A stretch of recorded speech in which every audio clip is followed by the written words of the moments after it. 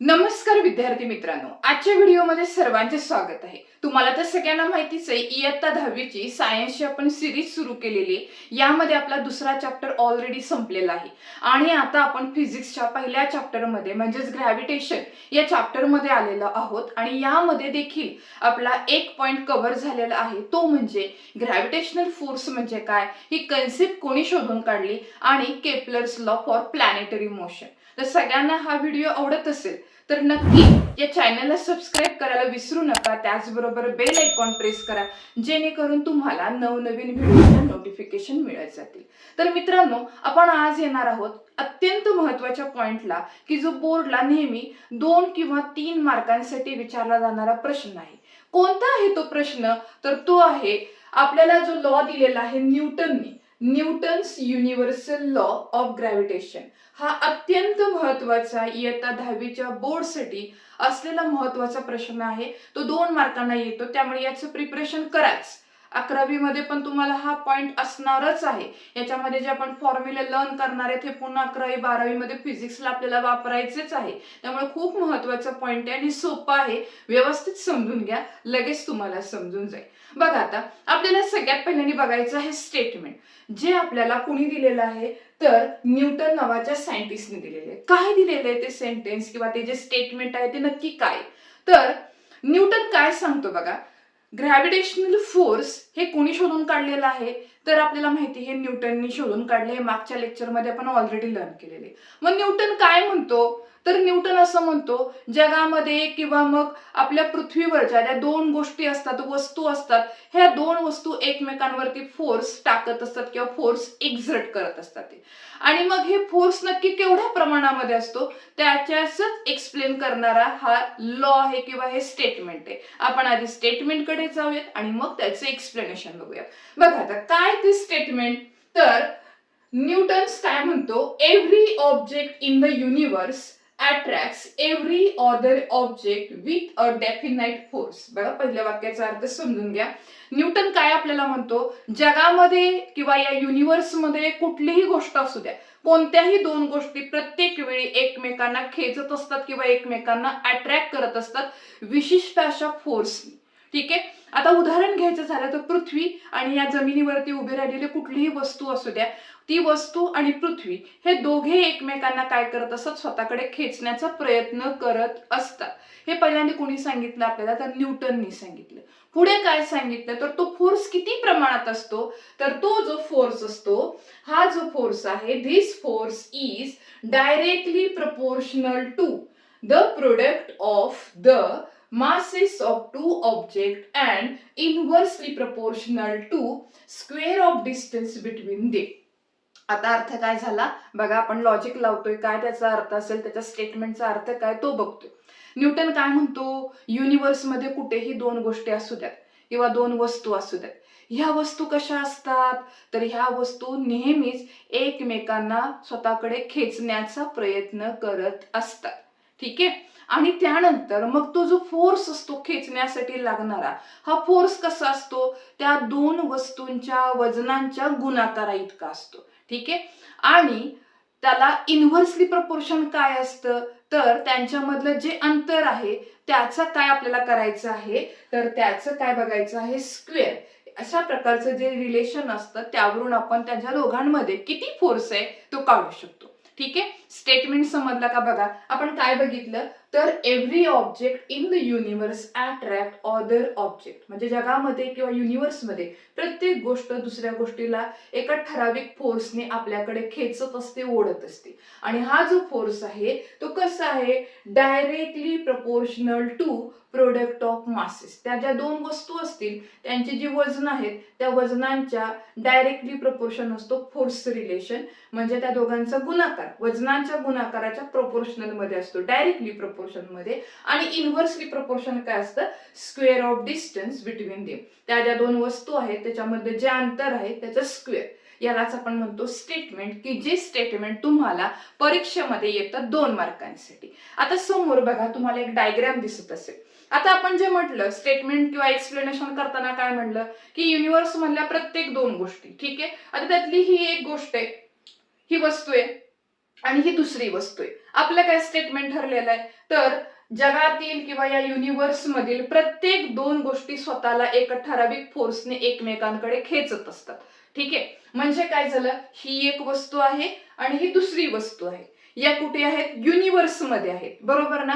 मग युनिव्हर्स मधली प्रत्येक गोष्ट, कुठल्याही दोन गोष्टी असेल, ह्या एकमेकांना स्वतःकडे एका ठराविक फोर्सने एकमेकांकडे खेचण्याचा प्रयत्न करत असतात. ठीक आहे, मग आता ही पण याला खेचण्याचा प्रयत्न करते आणि ही पण वस्तू काय करते, त्या पहिल्या वस्तूला खेचण्याचा स्वतःकडे प्रयत्न करते. मग त्यासाठी एक फोर्स लागतो विशिष्ट प्रमाणामधला. तो जो फोर्स असतो तो कसा आहे, तर तो डायरेक्टली प्रपोर्शन आहे कोणाच्या, तर ह्या दोन वस्तूंच्या वजनांच्या गुणाकारा इतका तो डायरेक्टली प्रपोर्शन आहे. आणि इन्व्हर्सली प्रपोर्शन म्हणजे व्यस्त प्रमाणामध्ये काय, तर त्यांच्यामध्ये जे अंतर आहे त्या अंतराच्या वर्गाचा तो काय असतो, नेहमी व्यस्त असतो. ठीक आहे, आता आपल्याला काय कळालं, ह्या आकृतीचं एक्सप्लेनेशन कळालं. स्टेटमेंट तुम्हाला प्रिपेअर करावं लागेल कारण ते 2 मार्काला आहे. अगदी सोपं स्टेटमेंट आहे की every object in the universe attract other object with a definite force and that force is directly proportional to product of masses and inversely proportional to square of distance between them. ठीक आहे, मग आता आपल्याला हेच काय करायचंय, तर एका फॉर्म्युलामध्ये तयार करायचं. मग त्याचं फॉर्म्युला काय येईल, तर हे रिलेशन जे आहे ते फोर्स संदर्भातलं आहे, म्हणून इथे आपण काय करूयात, एफ लिहूयात. ठीक आहे, कारण आपल्याला रिलेशन कशाचं काढायचंय, फोर्सचं काढायचंय, म्हणून मी एफ लिहिलं. एफ म्हणजेच फोर्स. कसं आहे, डायरेक्टली प्रपोर्शन.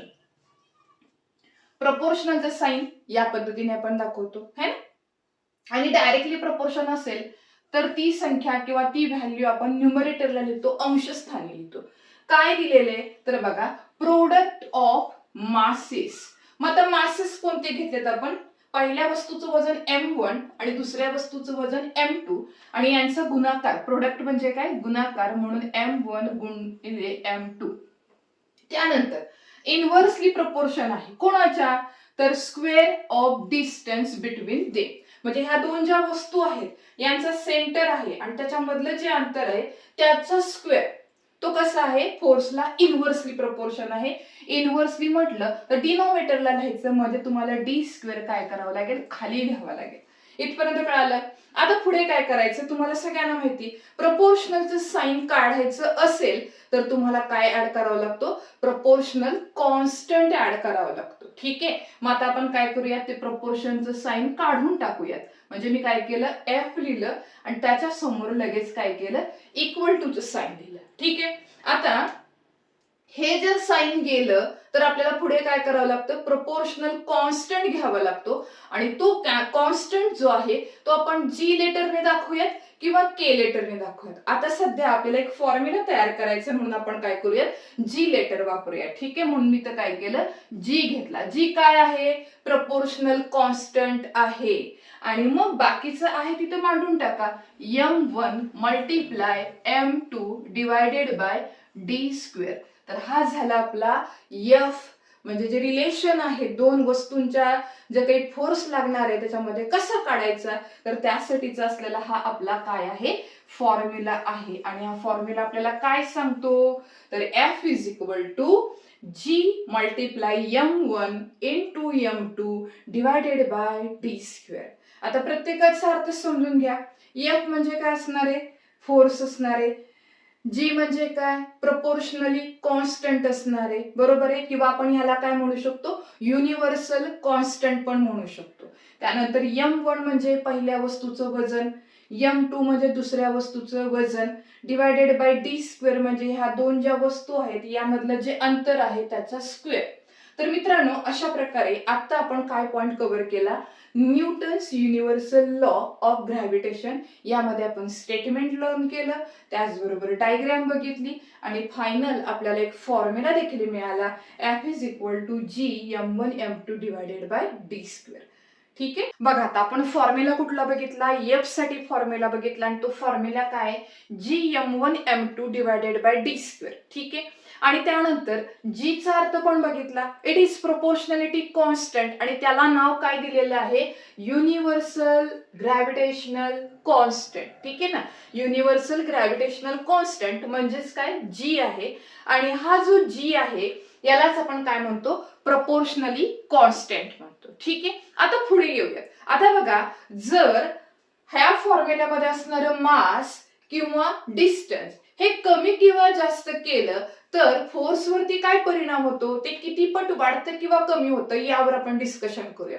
आता बघा, दोन वस्तू आहेत, त्यांची वजन आहेत M1 आणि M2. ह्या दोघांपैकी एकाचं वजन, बघा दोन ऑब्जेक्ट आपल्याकडे आहेत, त्यातला एका ऑब्जेक्टचं वजन आपण दुप्पट केलं, डबल केलं. एका ऑब्जेक्टचं वजन मास किती केलं, डबल केलं, तर फोर्स पण किती होणार आहे, तर तो पण डबल होणार आहे. येते लक्षामध्ये, म्हणजे काय, मास वाढवलं तर फोर्स पण तेवढ्याच अमाऊंट मध्ये वाढणार आहे. हे दुप्पट केलं तर फोर्स पण दुप्पट होईल. मास तिप्पट केलं तर फोर्स पण काय होणार, तसाच त्या पटीमध्ये वाढत जाणार आहे. आणि जर डिस्टन्स आहे, हे डिस्टन्स आणि फोर्स यांचं रिलेशन कसं आहे, इनव्हर्सली. त्यामुळे हे वाढलं तर हे फोर्स कमी होईल, डिस्टन्स कमी झाला तर फोर्स वाढणार आहे. तर त्याच प्रमाणामध्ये जर मी डिस्टन्स डबल केलं, म्हणजे डी ची व्हॅल्यू डबल केली, दुपटीने वाढवली, तर फोर्स काय होतो, 4 पटीने कमी होतो. ठीक आहे, 4 पटीने तो काय झाला, कमी झाला. आणि हा जो पॉइंट आहे, दुप्पट होतं का चौपटने कमी होतं, हा पॉइंट तुम्हाला फिल इन द ब्लँक्स किंवा MCQ मध्ये विचारतात. आपल्या जे इंटरनल एक्झाम असतात स्कूलच्या युनिट टेस्ट मध्ये हा क्वेश्चन बऱ्याच वेळा विचारतात, कारण मुलं काय करतात, बऱ्यापैकी डायजेस्ट मधले क्वेश्चन फॉलो करतात आणि मग हे जे काही इंटरनल क्वेश्चन आहेत इथे मात्र मार्क घालून बसतात. तर सरळ साधं रिलेशन आहे, मास दुपटीने वाढवलं, फोर्स पण तेवढाच दुपटीने वाढणार आहे. डिस्टन्स जर दुपटीने वाढवलं तर फोर्स 4 पटीने कमी होणार आहे. इथपर्यंत क्लिअर? ओके, आपण पुढच्या पॉइंट मध्ये येतोय. तो पॉइंट म्हणजे काय, तर SI युनिट ऑफ जी. जीचा अर्थ आपण मगाशीच बघितला, काय तो युनिव्हर्सल ग्रॅव्हिटेशनल कॉन्स्टंट, असं जीचा अर्थ होतो. आणि फॉर्म्युला पण मगाशीच लर्न केला. फॉर्म्युला आठवतोय का बघा, मगाशी फॉर्म्युला पण लर्न केलेला आहे, F is equal to G M1 M2 divided by D square. बरोबर आहे. आता आपल्याला युनिट कोणाचं काढायचंय, SI युनिट ऑफ जी, म्हणून मी जी ला तिथेच ठेवणार आहे. बघा, जी तिथेच राहिला, आणि जर जी तिथेच राहिला असेल तर बाकीच्या व्हॅल्यू LHS च्या RHS लेटरचे साइन बदलतात. बरोबर, जी तिथेच ठेवला, M1 M2 हे कुठं आहे, न्यूमरेटरला आहे, त्याला आता इकडे आणलं तर काय होणार, ते डिनॉमिनेटरला येणार. म्हणजे F आहे तिथे ठेवा, डिवायडेड बाय M1 M2 इथं न्यूमरेटरला आहे. LHS RHS साइन बदलत असताना काय होतं, त्यांचे ज्यावेळेस आपण इकडे शिफ्ट करतो LHS वरून RHS किंवा RHS वरून LHS, त्यावेळेस त्यांचे साइन काय होतात, चेंज. हे न्यूमरेटरचं इथे आल्यानंतर काय होईल, डिनॉमिनेटरला येणार आहे. ठीक आहे, आणि डी स्क्वेअर हा डिनॉमिनेटरला आहे, तिकडे आला तर तो काय होईल, न्यूमरेटरला येणार आहे. तर मित्रांनो, अशा प्रकारे काय झालं, जी चा फॉर्म्युला मिळाला. जी इज इक्वल टू काय दिसतोय तुम्हाला बोर्डवर formula, F D square divided bye M1 M2, हा झाला फॉर्म्युला. आता यावरनं आपल्याला काय काढायचंय, SI युनिट काढायचंय. तर प्रत्येकाची SI युनिट जर तुम्हाला माहित असेल तर जीचं युनिट आपलं निघणार आहे. कसं काढायचं, तर बघा, जीचं आपल्याला काय काढायचंय, SI युनिट काढायचंय. SI युनिट ऑफ जी. बघा, EF कशामध्ये मोजतो, SI युनिट मध्ये, न्यूटन मध्ये. ठीक आहे ना, म्हणून इथे काय लिहिलं मी, न्यूटन लिहिलं. त्यानंतर मास कशामध्ये मोजतो, किलो मध्ये, आणि डिस्टन्स कशामध्ये असतं, मीटर मध्ये. डी म्हणजे डिस्टन्स, डिस्टन्स आपण मीटर मध्ये मोजतो, मग मीटरचा इथे काय होणार आहे, स्क्वेअर होणार आहे, म्हणून मीटर स्क्वेअर लिहिलं.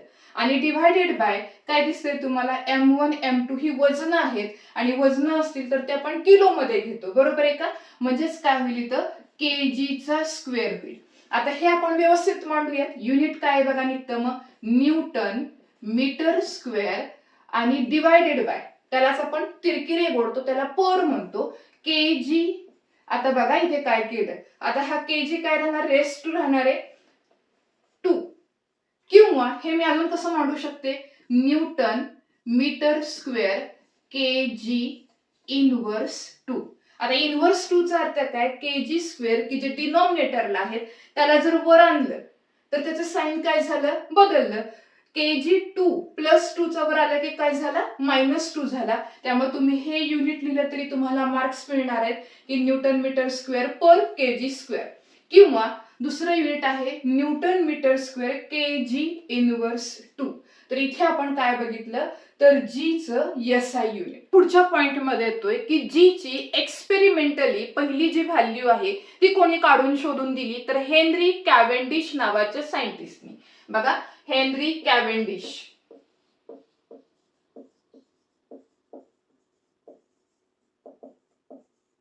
मग जी ची व्हॅल्यू किती सापडली त्याला तर बघा ती व्हॅल्यू किती होती 6.673 मल्टिप्लाय 10⁻⁻11 आणि फॉर्म्युलासाठी युनिट जे असणार आहे त्या व्हॅल्यूसाठी तर ते काय असणार आहे की कशाची व्हॅल्यू आहे जी ची व्हॅल्यू. म्हणजे जी चं युनिट तुम्हाला धावं लागणार की ते काय आपलं आहे newton metre square kg inverse 2. So Henry Cavendish नावाचा पहिला सायंटिस्ट आहे की ज्याने जी म्हणजेच युनिव्हर्सल ग्रॅव्हिटेशनल कॉन्स्टंटची व्हॅल्यू शोधली आणि ती व्हॅल्यू किती आहे 6.673 into 10⁻⁻11 newton metre square kg inverse 2. आणि ही व्हॅल्यू खूप महत्वाची आहे, तुम्हाला ही पाठच करावी लागणार आहे कारण न्यूमेरिकल्स मध्ये तुम्हाला एक्झाम्पल सॉल्व्ह करताना जी ची व्हॅल्यू प्रत्येक वेळी देत नाही. त्यामुळे ही व्हॅल्यू आपल्याला अश्युम करायची, ही आहेच आहे, ही ऑलरेडी शोधून काढली, त्यामुळे ती व्हॅल्यू फक्त त्या फॉर्म्युलामध्ये पुट करायची आणि कॅल्क्युलेशन करून तुमचं आन्सर शोधायचं आहे. आता आपण पुढच्या पॉइंट मध्ये येतोय आणि तो पुढचा पॉइंट म्हणजे कुठला आहे बघा. तर आपल्याला काय करायचं युनिफॉर्म सर्क्युलर मोशन आणि मॅग्निट्यूड ऑफ सेंट्रिपेटल फोर्स काय येते ते बघायचे. आता ह्यासाठी काही गोष्टी महत्वाच्या त्या बघा काय. आता आपण जर समजा कन्सिडर करतोय if m is mass of object बरोबर, त्यानंतर v म्हणजे आपण काय कन्सिडर करूयात स्पीड आणि r म्हणजे आपण काय कन्सिडर करूयात रेडियस ऑफ द सर्कल. ठीक आहे, आता ह्या तीन गोष्टी आपण कन्सिडर केल्या, m म्हणजे मास, v म्हणजे स्पीड आणि r म्हणजे रेडियस. आता आपण 9th मध्ये एक फॉर्म्युला लर्न केलेला आहे, तो फॉर्म्युला असा आहे बघा F is equal to mass into acceleration. सगळ्यांना आठवते का बघा 9th मध्ये ऑलरेडी हा फॉर्म्युला तुम्ही लर्न केलेला आहे. आता a म्हणजे काय हेही माहिती आहे आपल्याला, but a is equal to v square upon r हा फॉर्म्युला पण तुम्ही 9th मध्ये लर्न केलेला आहे, स्पीडचा स्क्वेअर डिवाइडेड बाय r. ठीक आहे, आता आपण असं करू शकतो का मित्रांनो बघा f ची व्हॅल्यू आहे F is equal to ma, याला मी इक्वेशन 1 दिलं आणि हा जो a आहे या a ऐवजी मी ही व्हॅल्यू याच्यामध्ये पुट करू शकते बरोबर आहे का. तर इथे इक्वेशन नंबर वाटल्यास आपण 2 देऊया म्हणजे सोपं जाईल. पुट इक्वेशन 2 म्हणजे value of a in equation 1. पहिल्या इक्वेशन मध्ये आपण a ची व्हॅल्यू पुट करणार आहे. मग काय फॉर्म्युला मिळेल F is equal to mass into v square upon r हा फॉर्म्युला मिळाला. ठीक आहे, आता ह्याला मी इक्वेशन नंबर काय केलं 3 दिलं. आता पुन्हा पुढे जाऊयात, अजून एक आपण फॉर्म्युला शिकलेला आहे, तो काय शिकलोय बघा speed is equal to distance upon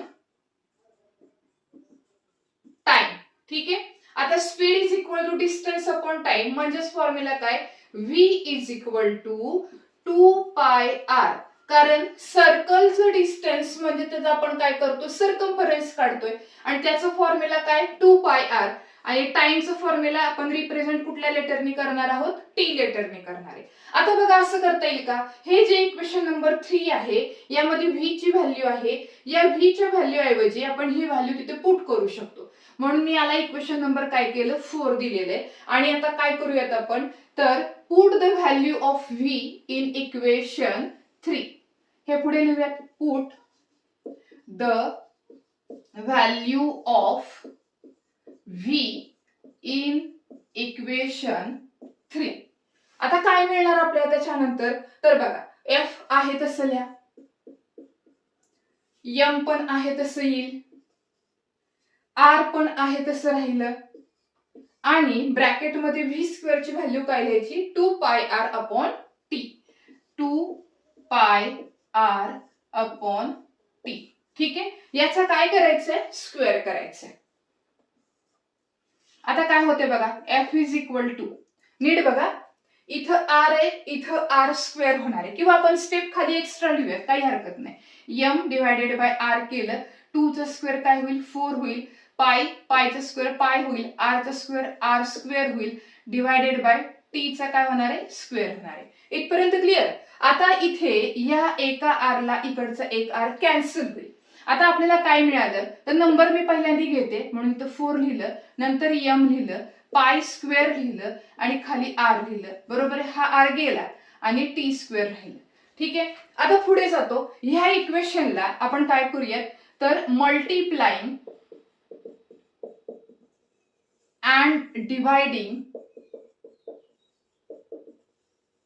bye R square. आता काय करायचंय आपल्याला आर स्क्वेअरने डिव्हाइड आणि मल्टिप्लाय करायचे. ठीक आहे. मग आता त्यामुळे काय होईल मल्टिप्लाय म्हणजे गुणायचे. आर स्क्वेअरने वर गुणलं तर काय होईल आर आधीचा आणि हा आर स्क्वेअर आर क्यूब होईल आणि खाली आर स्क्वेअर वाढेल. बरोबर. बघा आता F is equal to formula काय होतोय 4 एम आहे तसं ठेवा, पाय स्क्वेअर करा, इथं आर क्यूब झालं, डिवायडेड बाय काय होणार आहे इथे आर मल्टिप्लाय पण करायचे डिवाइड पण करायचे आणि काय आलं टी स्क्वेअर. ठीक आहे. आता आपण पुढे जातोय. हा फॉर्म्युला कळाला. आता केपलरचा तिसरा लॉ काय सांगतो तर केपलरचा तिसरा लॉ काय म्हणतो तर T square upon R cube is equal to constant आणि तो कॉन्स्टंट आपण काय करणार आहे के या लेटरने दाखवणार आहे. आता फॉर्म्युल्यामध्ये चेंज काय झाला बघा F is equal to 4m pi square divided by R square आणि हा जो R cube upon T square आहे हा काय कॉन्स्टंट आहे म्हणून मी तो के मांडला कॉन्स्टंट.